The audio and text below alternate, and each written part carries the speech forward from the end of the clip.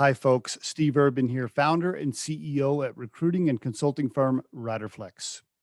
If you think today's tip or guest interview can help someone you know, please share this with them. And if you enjoy listening to our show, please subscribe to our channel and hit the like button on the episodes. Finally, aside from our podcast, our day job here at Riderflex is to provide recruiting, staffing, and consulting services.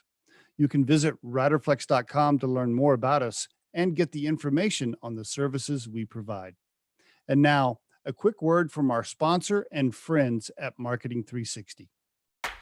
Try the #1 marketing platform for small business. Everything you need from design to marketing to CRM. Learn more at marketing360.com. Marketing 360. Fuel your brand. So Vince, Meow Wolf, when first of all, I think I saw the building going up, like down by the stadium in Denver, right? I think that's the first time. And I remember driving by going, okay, what the hell's that? I don't know what that is. What is that? So, then I kind of asked around, I'm like, what's going on with that? And then I looked up some information, and then my partner, Scott at Riderflex, he calls me. He's like, hey man, this is a pretty cool deal. Here's the situation. He said, we should get Vince on the podcast. I said, okay, cool. Let's do it. And so then I studied everything about Meow Wolf more and looked up you and watched some podcast interviews. And so great story, man. Looking forward to getting into it. Yeah. Thanks for having me, man. It's been a wild ride. We're on a crazy wave. Like the way that it feels like is like we were out to surf and, hadn't really learned how to surf yet. And then out of nowhere, this huge wave comes and we have to make a decision. Like we either ride the wave or we don't. And then it gets to a certain point where like, you can't bail, so the wave just keeps going. It keeps cresting. And that's kind of how it feels. It's like continues to just crest. So my visual, when I think about you and I read the story, I've already put you in a visual in my own mind. I'm like, okay, was this just like a bunch of hippies in Santa Fe, like doing mushrooms and dropping acid and like playing around with art and like, hey, and they're like, hey man, we should like start a business. Like, was that like, that's my vision. I don't know. Is that close? I think like we were a bunch of 20 something artists who, were doing all sorts of things in our lives. We mainly working at like restaurants and hotels. Like that was what took up most of our time here. Gotcha. But I think like the business side of it came out of like necessity. We just weren't going to continue on as a group, and Meow Wolf as an entity after 7 years of doing projects together. It was going to go. It was going to go like by the wayside, and unless we figured out a way to make it sustainable. And so the business kind of came out of a necessity. We never really meant for it to be a business. I see. But like we've also been following the course that Meow Wolf needs to take to survive and to create really big transformative work in the world. We've been following its course, and like that's kind of how it feels, is like the Meow Wolf entity is utilizing us for its needs. I see. Tell me, before we let's come back to Meow Wolf. I want to know about your childhood, your parents, your siblings, where you grew up. I want to know the personal stuff. Give it to me. Oh man, thanks. Well, yeah, I grew up here in Santa Fe, New Mexico. Small town, 100,000 people, gorgeous. One of the best cities in the world, honestly. But my parents were public school teachers. I grew up like, I would say middle class, but it was probably lower than that. And two sisters, pretty modest upbringing. Okay. I hated school. I had a real hard time with school, and I had a hard time with just like, I don't know, fitting in, or like the authority. Just had a hard time with like school and social time. I was a closeted gay kid in high school and junior high. Gotcha. And also an athlete. So I was like the closeted basketball player in the locker room, and it was all my friends were athletes. And so I had this weird, growing up, this weird process of growing up that involved like a lot of shame and a lot of like, not wanting to try to fit in because I knew that I never would, or something like that, When did you like tell your friends and parents, like when did it become, when all your friends knew? I think I came out to the first person, like I vocalized to the first person when I was like 17, and then my Wow. parents not until I was like in my mid 20s. I mean, they Really? Whoa. yeah, it took a while. Wow. So yeah, kind of keeping that, like you said, closeted during that your teenage years, that had to shape you in a lot of ways. That must have been super difficult. Yeah, I Very mean, difficult. I think I looked at the world from an outsider's perspective. You know, like Mm, I'm not a part of that. Like I'm not. I watched the world from my television. You know, was the way that mm, it felt. You know, and largely was just kind of like in my own place, in my own set of ethos, in my own set of like value mm, systems mm. that was not quite connected to the value systems out in society. And I think that was largely driven because I didn't feel like I was an accepted part of society. Interesting. Were your parents, if you don't mind me asking, are they left or right? Are they super conservative? Are they super open and liberal? And how, based on that answer, and then I kind of know maybe how they No, reacted. I'm not sure. they're super they're super accepting, and like, you know, Okay, cool, they're cool, very left now. They probably cool, voted cool. right in the 80s, but they're Okay, very left now. Yeah. okay. So that's good. So all right, cool. So they were accepting and Oh all of yeah, that good for stuff. sure. Yeah, Yeah. that's often that's awesome. Okay, so and then you had problems with authority. You pushed back a little. Did you get in trouble? Were you getting any jail time? Did you get kicked out of the house? Anything cool? Oh yeah, for sure. Well, I didn't go to class. I basically barely graduated high school, so I was practically a high school dropout. I didn't go to college.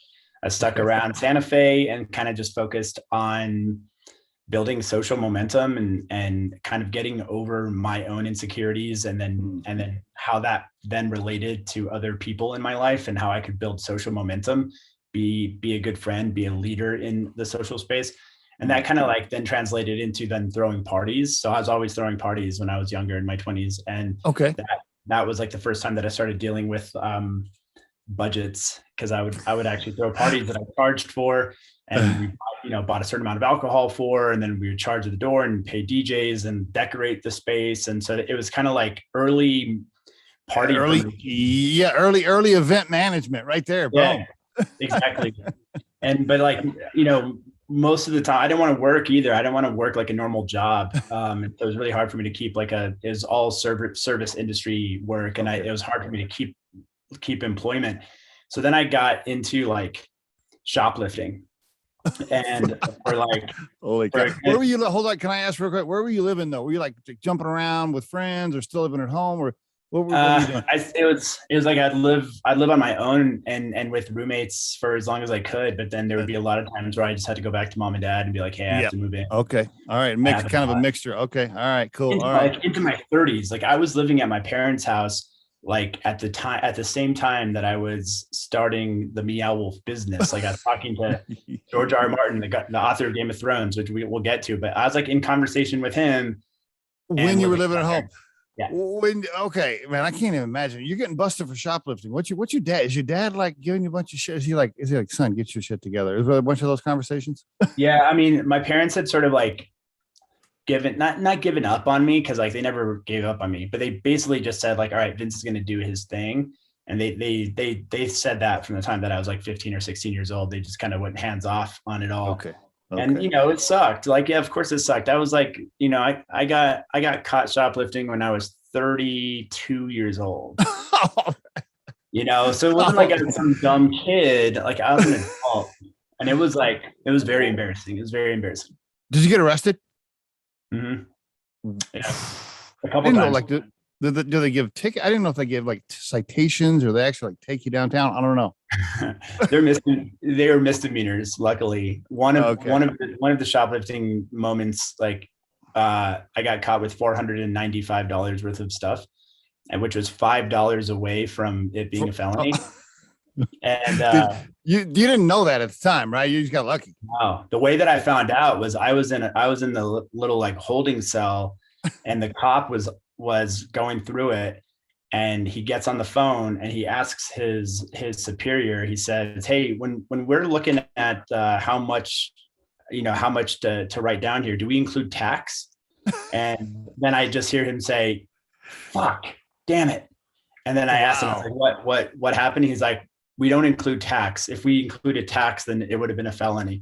So he was like actually hoping that he could include tax so that he could make it a felony, you know? So yeah, that's, I was Wow. involved. I actually went into a 12-step program, like a 12-step shoplifting anonymous program. Are you serious? Oh, okay. Yeah.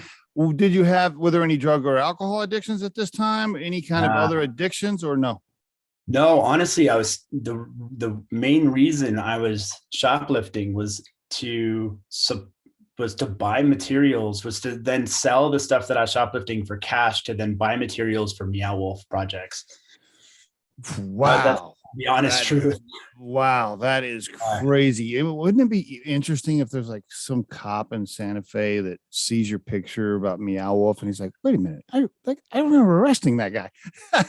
Dude, I have a crazy story about that. Like I was so fast forward like, to 2019, and House of Eternal Return has been open for 3 years in Santa Fe. We're like a profitable business, like It's a real thing. millions of dollars, but we're out trying to raise money because we're trying to expand into Vegas and expand into Denver. And we have a big team here in Santa Fe to try to raise money for. Mhm. And it was a really tough financial raise. Like it was a tough story to try to sell to an investor. A lot of risk. And you see the building in Denver, it's like, this shit's crazy. So, but during that process, there was like a group that wanted to come in and provide some debt. And so we go through this entire diligence process with them. It's a large amount of debt that they're bringing in. And I get a call. Yeah, I know where. He's like, Vince, I have something to talk to you about. I need you to fly to New York and we need to talk in person. And so I fly to New York. I go to his like top floor Manhattan office. I'm sitting there in this conference room overlooking, Manhattan. And he walks in and he says, tell me about the shoplifting. And I had to then go into this story about the last time I got caught, which like the last time I got caught, there was a cop involved who I told him, I said, Google my name. I was explaining what I did. I was like, I'm this guy. I work for this group called Meow Wolf. We do programs inside of public schools. Like I'm just stealing stuff because I'm trying to bring in money for materials. And he didn't believe me. I said, Google my name. So he Googles it. And he like is reading an article about me and he starts literally crying. Like the cop starts crying. And he's like, what are you doing with your life? He's like, I don't want to arrest you. I don't want to arrest you. He calls his sergeant and he asks his sergeant if he can let me go. And sergeant says, no, man, you caught him shoplifting. You have to arrest him. So that cop then like stuck with me, got me into this program, showed up with the judge, like stuck with me for like a good like year after this happened and just kept kind of being a mentor for me. That is so cool. That is so cool. So I tell this story to the debt group. And just like they're not no reaction. They just straight face say, well, can we talk to the cop? And this was like 10 years before. So then I have to like hunt down this cop. I call the cop. I'm like, do you remember me? He's like, yeah, I like vaguely remember you. Yeah, I do. I was like, well, this group in New York needs to talk to you. And this is the story that I remember. Is that what you remember? He's like, yeah, that's pretty much what I remember. So I had to connect them, have the cop talk to this. It's like, it was a lot. Yeah, I've had to like reveal all this stuff when I go out and raise money because it's like yep, they're gonna find out. Yeah, they're gonna dig. I mean, they're gonna know everything about you, right? They're gonna dig in and find out anyway. Totally. Wow, that is interesting. So we'll call it, I don't know, I guess a troubled young man trying to find himself. Yeah. Bending some rules to make things happen, and now here you are. Yeah. Of this multi-million-dollar, outfit with three locations now, right now, Vegas, Denver, Santa Fe. Yeah. How about that? What a story, bro. Holy cow. Okay. Yeah. Is that the worst? Is that the worst thing you did right there? Is there any other, okay. All right. I didn't know if you got busted with like a kilo in your trunk or something. No, luckily there's never been like issues around that, but like, yeah, no business education, like, but what I draw from this is that there's so many kids out there who don't feel like they want to partake in the existing system, and they want to figure out their own path. But then what that tends to lead to is like crime of some sort. but that within that personality archetype is also this like, is an entrepreneur, someone who's like wants to figure out a way to self-generate, to build their own system, and there's probably a lot of people who were putting behind bars who have like insane, really special skill sets that can actually like produce jobs and make really cool shit happen in the world. You know what I mean? I totally agree. The definition of entrepreneur and criminal is almost the same thing. I mean, you're in business for yourself. There's so many things that relate. Yeah, you're absolutely right. There's probably a ton of guys like that. Yeah, have so much potential. You're thinking, I mean, you have to think outside the box. You have to think outside of existing paradigm, which like for so many people that tends to be like breaking rules. But like for a good entrepreneur, you know which rules to break or how to break rules in a way that's like legal and in a way that it's like advantageous, but that's not very clear when you're growing up. When you're growing up, like breaking rules is breaking rules, and you break stupid rules too, ones that are illegal, like shoplifting. So are your sisters, like when you get together for Thanksgiving with your folks are your sisters like, wow, I cannot believe that you I think that like my whole family is just sort of like, I can't believe this is the result of this story, I was delivering food for like $12 an hour right before, like a year before we opened House of Eternal Return. It's like, it's been a radical shift. By the way, on that topic, and then I want to come back to the early stages of Meow Wolf, but on that topic, when I see, especially an older gentleman or something hustling, bringing me pizza, getting out of his car. I saw this the other day. It really touched my heart. The 65-year-old guy, he's got a bad limp. He gets out of his car, he's hustling, he's delivering pizza to my house. I told my wife, I said, that right there is an example of hustle and what it takes to just do whatever it takes to survive. I have a soft spot for line workers, kitchen workers, waitresses, restaurants. That's a tough business, man. Holy cow. Sure. That is a tough. I tip like crazy. Like if there's anything I want to be remembered for, it's like that I tipped really well. You know what I mean? I'm the same. So all right. So you and your friends, let's go back here a little bit. So yeah. Are you getting together? Like you and some artists are kind of hanging out and you're starting to produce. Walk me through some of that early stuff and then when you're like, okay, wait a minute, this could be a business. Walk me through that. Yeah. Well, it was a social group. So like I moved back to Santa Fe. I was in Portland for a year. I moved back to Santa Fe and I started to like really just get focused on doing projects and doing projects together. Like all the social momentum and all the social skills, social tools that I had learned in my early 20s, I started to apply towards like collaborative projects. And we lived together in this sort of like this compound called the Quadruplex. And we called ourselves the Epileptic Pterodactyl at that time. And we would do like experimental theater and like record music and do just like weird things together as this group of like 15 people. Okay. And that then sort of converted into, we started doing music shows inside of one of our friends' basements. And the show started getting like really popular, so popular the cops would come every time we throw a show. And we realized, okay, we have all this kind of momentum as a social group, and we have this music venue that has started to like get some traction, or this music promotions business that's getting traction, not business, but movement. And so then we finally just like, I got fired from a job that I was working, and I was sitting on a curb eating a breakfast burrito, and I looked up and there was a sign that said for lease. And so I called the number and I asked like, how much would it cost for us to rent this building? And the woman on the other end said $900 a month. I was like, man, we could afford that. Like I could pull 20 people together and we could afford $900 a month. And so that night I called all my friends together and some people who I hadn't known before, the artists that I knew of. And I just said, hey, do you guys want to start an art collective? And everybody basically agreed to it. And that night we then chose our name out of a hat. Meow came out of one hat, Wolf came out of another hat. I see. Okay, interesting. I was wondering. All right. So and you were thinking when I get the building, it's an art collective / music venue / place for us to hang out. Were you thinking this is our place to hang out, or were you thinking we're going to do events here and charge people to get in? We knew that we'd have to charge something to get into like the music shows because we needed to pay the band and, stuff like that. So we had, some amount of like that thinking. But with regards to the art shows, once we started making shows inside of the space, which consisted of basically pulling like materials out of dumpsters and stapling them to the wall and then putting Christmas lights up, like that was legitimately what we were doing.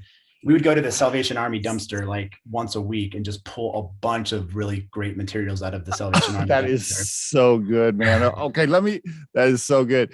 Let me ask you this. Is there any like operating agreement or LLC or any like business? Is there any like official? Not at that time. Okay. Not at that time. No, not at that time. Who signed the lease then? Who was responsible for the lease? One of my friends, Megan Burns, signed the first lease, and then one of the co-founders of Meow Wolf, Matt King, signed the second lease. Okay. Yeah, individuals taking on the responsibility of the lease. All right. So you're going to Goodwill. You're bringing back stuff. You're stapling it up, and now you're having music events, and now you're charging people to get in. When do you start making enough to pay the rent? Is that right away? No, like we didn't. So that was the thing. It was like for the first 2 years, we didn't make enough to pay the rent. In fact, like people like Matt King or Megan had to cover the rent out of their own pocket. And Matt, one of our co-founders, is like covering huge amounts out of his own pocket. And it wasn't until I threw this like big dance party called Super Powered Dance Destroyer. I threw it at the VFW, and we raised like $1,000 that night out of just charging people for this like 300-400 person dance party. And I was like, hey, Matt, I think we can keep doing this. And then this is going to cover rent. And it was like when we started to think about, a little bit more of a sustainable model. But that was like 3 or 4 years into it all. And meanwhile, everybody's still working other jobs to like pay their own bills and eat and all these other things, right? Yeah. We're working jobs from like, 11 a.m. to 7 p.m. And then we're going straight over to Meow Wolf, spending all the money we made at work, or a lot of the money we made at work, on materials to then build these weird, like immersive environments. That was there like a distinct pivot point or moment, or was there something that happened where either you got a specific artist or you had a specific event or somebody got involved where it like, boom, all of a sudden you kind of turned the corner? There were a few of them. One was a theater piece that we did, where we did an offsite theater piece. It ran for 6 nights. It was a big epic like live theater performance thing. We charged $25 a head. We sold out all 6 shows. It was a really legit like production that got a ton of really great reviews in town. And that sort of started to inform us that we could do high quality things. And then we followed up that project with this other project where we built this giant ship. And this was a really pivotal moment where we built this giant ship inside of a gallery, inside of this like old airplane hangar that was converted into an art space, an art gallery. And it was like 70 feet long, 18 feet high, 2 floors, this massive ship. Took like actual architectural, understanding to build, engineering understanding to build. And then we kept it open for 3 months, and it was called the Do Return. And we had a suggested donation of $10 a person, and we had 25,000 people come through the door. So we had like a couple $100,000 on hand. Wow. And a really pivotal moment during that project was that this mother came up to me and was like so appreciative of the project. And she said, this is the only thing that has pulled my son away from video games all summer long. And she told that to me. And that's when like the light bulb went off in my head. I was like, holy shit. Like a 12-year-old boy would rather come to Meow Wolf than play video games. That's a big deal. That's a big deal. Yep. Okay. That is a moment right there where you're like, wait a minute. We can do creative, artistic things that even young people and teenagers want to come see. Totally. Like, okay, now this is a breakthrough. Yeah, that is a major moment. Okay. So that was kind of like prototype moment, where you're like, oh my God, the prototype works, And so then from that point forward, I started to just jot down on the back of napkins and on, simple spreadsheets, a business plan of sorts. Like, how many people can we expect to come through the door? How much is this project going to cost if we did something permanent? Like, what if we did something permanent rather than temporary? And that took 2 or 3 years, like from the time that we started thinking in those terms to then when we actually started to like move towards a for-profit. And were you raising cash yet or no? No, you weren't. You hadn't raised. No, But you no, got we had that. when did you get the grant? I saw something about a grant. Was that later on? We got a grant from Burning Man actually to do a project called Omega Mart. It was one of the first iterations of Omega Mart back in 2012, and Burning Man supported that project with like a small grant. I see. Okay. All right. Okay. So it's like we had like this, like right after the boat, you know, we had 100 people involved. We had just made $200,000. We still weren't an entity. We were still like just a name. And we're like, we have this money. I had all the money just like stashed in shoe boxes underneath my bed because I didn't want to deposit into a bank because we weren't a legit entity yet. And so we had months and months and months of these like existential arguments over what should happen moving forward with some were like burn the money. Some people like throw it in a pile and let's burn it, you know? And it was really painful, but we came out of that basically with the approval of everybody that we were going to form a company and that company was going to be founded by these, or that the members of that company were going to be these 5 people. I'm thinking about the boat for a second. I'm like, wait a minute. So you probably didn't have like any like liability insurance or like any like none of that, right? Like if some parent would have gotten hurt back then, like it would have been over. Yeah. Oh, for sure. Yeah, absolutely. Yeah. Holy cow. Now the interesting burn the money thing. So I love this. So people that want to do quote the right thing for society and the world and the planet, and they want to just help and give back, and they, capitalism is evil and blah, blah, blah. The reality is if you want it to keep going, it takes money. I mean, I don't care what you gotta have some money to keep it going, period. So yeah, I can see you're like, yeah, that's cool, but no, we need this cash. Totally. I mean, what I learned, what really helped with the whole, like, cause I was pretty anti-capitalism for a long period of my life, and converting, into a business person, a key aspect of that for me was learning that like money and capitalism is a value system. It's a way to exchange value, and it's not the value system. It's not the money itself that is evil. It's the value that people use the money for that are evil. Like it's an innate object that exchanges value. And if you want to go after capitalism, really you should be checking your own value and other people's values in the world. Because like people can use money for really good values too. That's right, buddy. Bingo, man. Great. Yep. Excellent summary. Yeah, absolutely. Okay. All right. So now after 2 months, you're like, okay, we got to have an operating agreement, and here's who's in what, all this stuff finally gets ironed out. Yeah.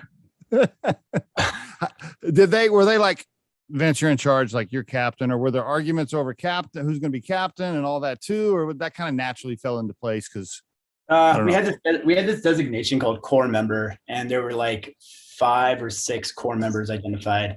And those were people who like had led the process for years and years and years, and it was identified by the entire group. Like, yes, you guys are the core members. And so we then kind of took the core members, then moved into a place of, actual, fundraising and starting the business and talking with George R. R. Martin and getting a lease on the building. And, that was a couple of years after we first formed the business, but it was, that was obviously the big moment, was learning how to raise capital. And what was that like for you the first time you sat across the table from a rich person and said, hey man, can you write me a check?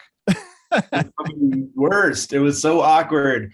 Like my relationship to money made it so awkward, like I was ashamed to ask for money. Total embarrassment. Yeah.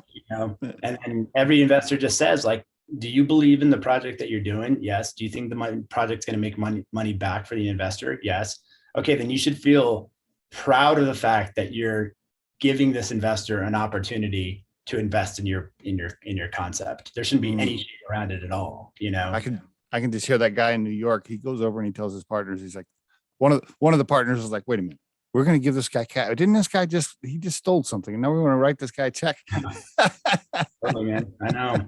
Are you what's the ownership like? I don't know if you can share, like, are you and the founders, you guys still have control of the cap table, or have you taken on enough cash now to where, is there a VC firm, PE firm, and you guys there's a private equity firm that has come in on a Series A and a Series B round of financing, and in order to get Denver open, Vegas open, and then also to keep us alive during COVID, which it hit us especially hard. Yeah. It's like closed space indoors, like lots of people is the worst. Events indoors. Okay. Yeah. You got hit the hardest. You were in the special club. Totally. But they're a badass private equity firm out of New York that has retained a lot of the existing leadership, all the existing board members. They've really worked with the founders. They're awesome. Okay. So we don't have control of the cap table, but it's still. What was that like, really quick? Can you give advice for aspiring entrepreneurs or young business owners where they're still in control of the cap table, but they're looking to take on cash, but they're laying in bed at night going, damn, if I do that, I have to give up 51%. Oh, I don't know if I want to, I'm scared. Yeah. What's your advice there? Well, I have a lot of advice there. First, control of the company and percentage ownership are not the same. So you can take on capital, sell equity, have less than 50% of your company, but still have control of the company. Tell us how. I know how that works personally, but share that with the group. I think this is great advice. Go for it. I mean, put yourself and the people around you in positions of leadership. Be the CEO, or have one of your founders the CEO. Have your operating agreement point towards the CEO making, all of the major decisions. Retain board seats, so you can, even though you don't have 50% of the company anymore, you can still retain the majority of board seats if you bring on the right type of investment, or, strike the right kind of deal. So there's a lot of ways to do that. And I would say there's way too much fear for most entrepreneurs about dilution, and you shouldn't have fear around dilution. You should be working towards growing the pie. So if you own, instead of being worried about owning 51% of a $5 million company, you should be looking at owning 1% of a $10 billion company. That makes more sense. And it takes dilution to do that. So you never worry about dilution when you're growing a company, Good advice. Good advice. Now, there had to be, I'm sure at this point, there had to be a couple of phone calls with the New York guys where they're like, hey, we want you to do this. And you're like, no, I really don't want to.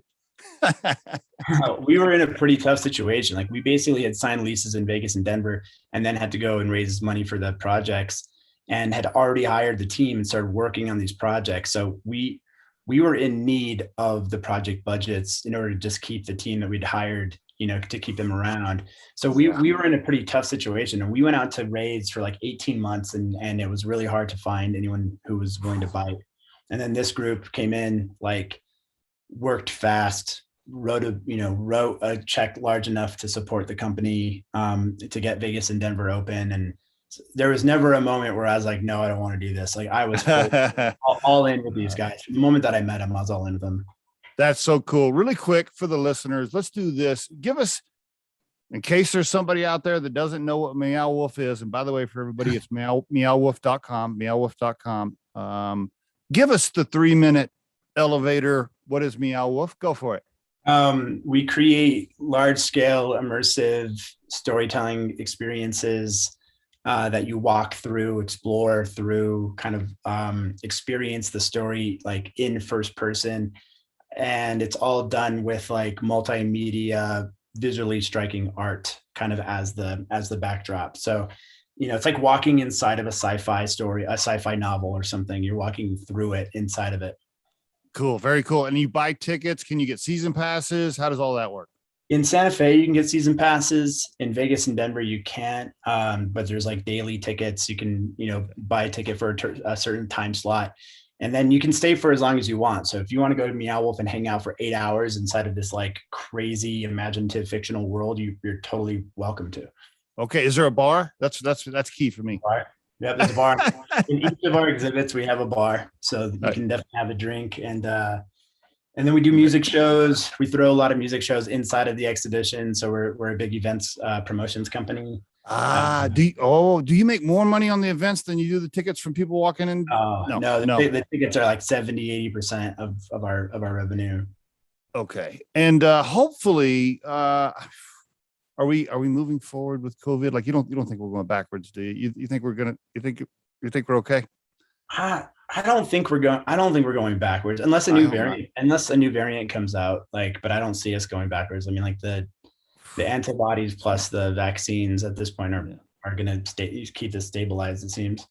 For you to survive, first of all, to get this thing built from where you brought it from, something that's brand new to the world, basically, and then get cash raised through COVID and survive COVID and be where you're at, bro. I mean, wow.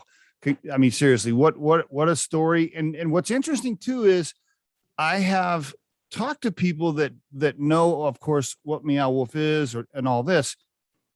And it's you're a little bit like one of those pop stars where everybody thinks, boom, you just did it overnight. It's like, oh yeah, they were just a success overnight. And I'm like, no, that's not the story. There was many years of sacrifice for all those guys, you know. Yeah, an overnight success that took 13 years of like really difficult work, of like being broke as broke, man. Like all of us, none of us come from money. We were broke. We were like scraping to get by to keep this Meow Wolf thing going, man. I mean, it was a real struggle, a real passion project for like a decade. I bet when you now pay yourself a halfway decent salary and you have a little bit of money to buy something, I bet you really just cherish, like for you, it's probably you buy a new TV or you buy a new car or whatever. And even to this day, you're probably like, man, this is special. Like you don't take that for granted, I'm assuming. Man, especially when I love to go places. I love to have experiences with my friends. Like that's really like the golden aspect of life for me is having amazing experiences with loved ones. Cool. And when we're doing that and we're, we have a beautiful view and we are drinking a nice drink and we're eating some nice cheese and crackers or something, it's like I will stop what's happening and like make sure that everybody knows how awesome the moment is. That's cool, bro. You got to, like, if not, then what else are you? It's like, what else are you living for? Right. You've got to stop yourself and be like, this is the thing that I wanted to do, that life is about. For me, it's like, it's going to make dying more, it's going to make it easier. If I recognize in the moment that I'm having these premium experiences, it's going to make death that much more like digestible, which couldn't agree more. Couldn't agree more. I'm going to ask you one more thing. I know we're out of time. Damn, I could talk to you. I should have scheduled 2 hours. Damn it. We can keep talking. Keep talking. I'm down to keep talking. Okay, I'm going to go a little bit further.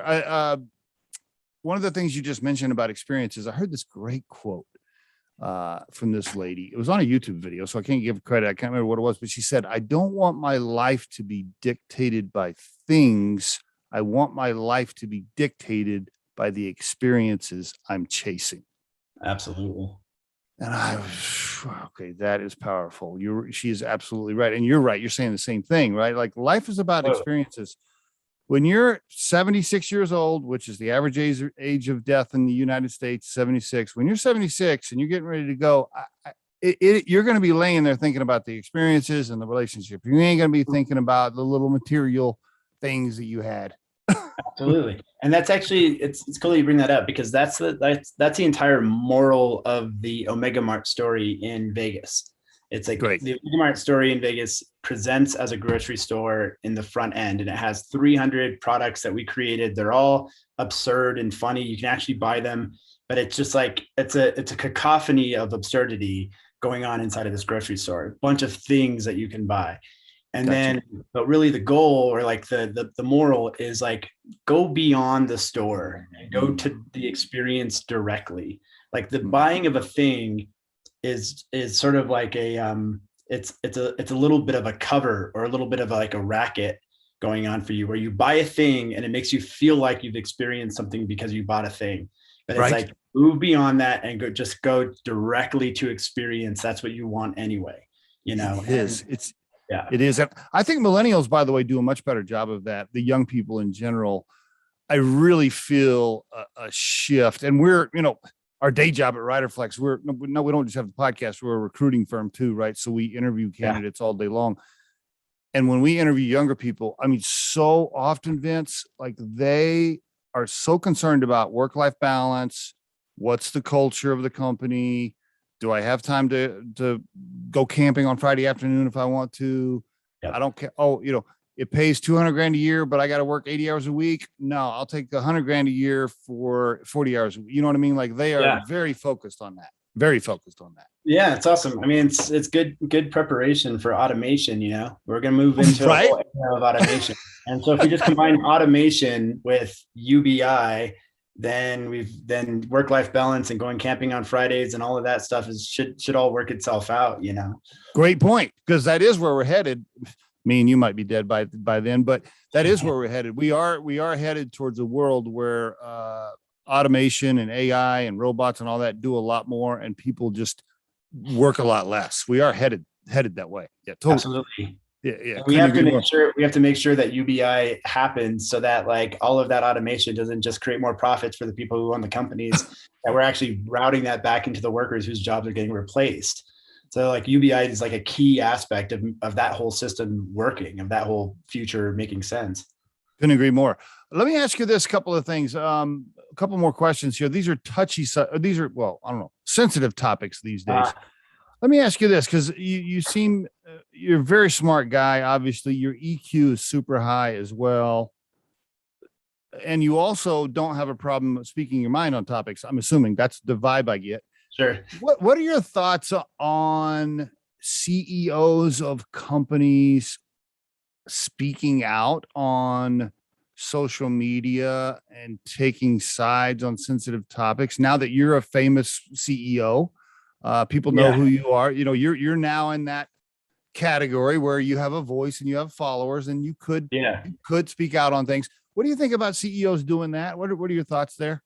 It was tough. So like when I was CEO, this was definitely a tough thing to navigate, and that it was one of the things that made it tough to remain CEO. So I stepped down as CEO a couple of years ago, and now I feel a lot more free to be able to just speak my mind.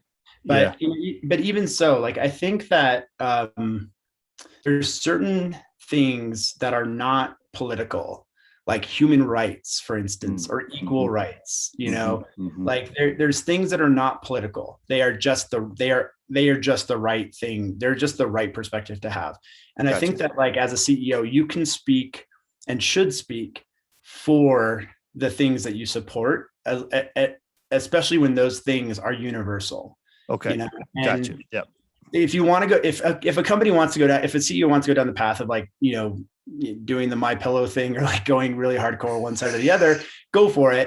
But I think most companies have audiences on both sides of the aisle. They have customers on both sides of the aisle. And you also you're not making any progress by just telling the other side how they're wrong. I think that you make progress by digging deep into why your views are views that should be universally adopted, and learning how to speak about those. And there's not many, there's not many specific issues that are not politicized, but there's these general topics like equal rights. If you want to politicize Black Lives Matter, that's your call. But at the end of the day, we're talking about like treating people equally. We're talking about getting people to an equitable place. That's not politics, And so like on BLM, as a CEO, I would totally come out and say Black Lives Matter and support that movement, or support LGBTQ movement, because that's not politics to me. Gotcha. But if it's a political topic, you're like, there's no sense. Yeah, totally. I think you can say, hey, there's an election coming up. Maybe, be sure and vote. make sure and vote. And make sure you vote on the side of, equal rights and human rights, is so or, interesting. or protecting our democracy or protecting our constitution, whatever, Yeah. It's so interesting. You bring up the politics thing. Before the election, I had somebody call me. It was a guest that was on the podcast. And they said, listen, you got a podcast, you have a voice, you have a following. You need to come out about, the political side. They wanted me to pitch a certain political side before the election. And I said, look, I said, listen, here's the deal. I said, half my clients at Riderflex are on the left and half my clients are on the right. Yeah. And I need both. So I'm not totally. And for us too, like we're creating an experience at Meow Wolf that I think is actually transformative. I think you walk into Meow Wolf, no matter what your beliefs are, and you have an opportunity to expand your consciousness, That's cool. Substance free. And honestly, like, I want people who are from the other side, people who didn't vote for the president I voted for. I want them to walk in and experience Meow Wolf because there's an opportunity for them to reevaluate their own belief system or their own ethos or their own, where they stand on things. And so, like, unless you want to just speak to the choir, but like that doesn't move the needle. Right, and so like, I'm interested in actually moving the needle, which means that I want to welcome anybody into our space. I'm the same. I always tell people, I'm like, hey man, we can have a beer and talk about whatever topic you want. I'm totally fascinated by the conversation. I'm happy to hear, like, you like yellow and I like purple. Okay, cool. Let's talk about it. Whatever. Right. Totally. I'm the same way. What are you going to do on, two last questions. What are you going to do on, or what are your thoughts, I guess, and maybe what are you guys going to do on this COVID vaccination with your employees? I'm going to assume that you have lots of employees that have already gotten it, and I'm going to assume you have some employees that don't want to get it. And then now we got the OSHA making an announcement for January 4th. What's Meow Wolf doing? I probably should know the policy that we have. I don't really know it like off the top of my head. I imagine that it's like for going into the office, there has to be either regular COVID tests, negative tests, or proof of vaccine. But like, I don't think personally, this is just me personally talking. I don't think the vaccine mandate is really the route. I think the option between vaccine mandate or negative test, nobody should be arguing like getting your nose swabbed every few days. Like it takes 10 minutes. It's not a big deal. If it comes back negative, then fine. You don't want to get the vaccine, fine. But show me that you have a negative test, that to me, again, not political. Like, what do I do with my body? Political. Like, that's something that, like, I don't want to tell somebody what to do with their body. I really don't want to tell somebody what to do with their body and what to inject into their body, even though I'm vaccinated, a big supporter of the vaccine, but like, if you go and get a test, that's harmless, so. Yep. Gotcha. I was wondering what you got. Yeah, that's going to be interesting for us as a recruiting firm. We deal with clients, and they're trying to figure out what to do, and they're trying to make decisions. And then our candidates, some candidates, it's the first question they ask, and then we're dealing, okay, oh Jesus Christ, I'm just ready for all this. I don't want to deal with this. It's hard enough to match candidates to clients. Oh, man, anyway, last question here, Vince. You've just been so inspiring, and I really appreciate you sharing your story. It's a cool story. Somebody needs to approach you about making a movie of what you guys did. I'm being serious. Has that already been done? Has somebody approached you? We have a documentary out there called Origin Story, but a fictional version would be cool too. But yeah, we have a documentary, 90 documentary. Okay. A fictional version would be Quentin Tarantino needs to be the director and the producer. I think it's perfect. That's perfect. Like you guys, I mean, it really could be a cool story, especially showing those early years when you're starving and eating ramen noodles and you're getting fired from the little restaurant jobs, all that. Anyway, last question.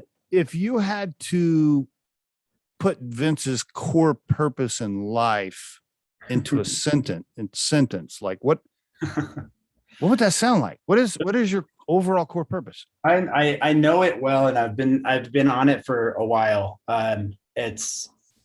I want to contribute greatly to the trajectory of human evolution towards living fully in the imagination, living fully in dream. That's like ultimately, I believe that like dream is destiny, that the imagination is the future of human consciousness.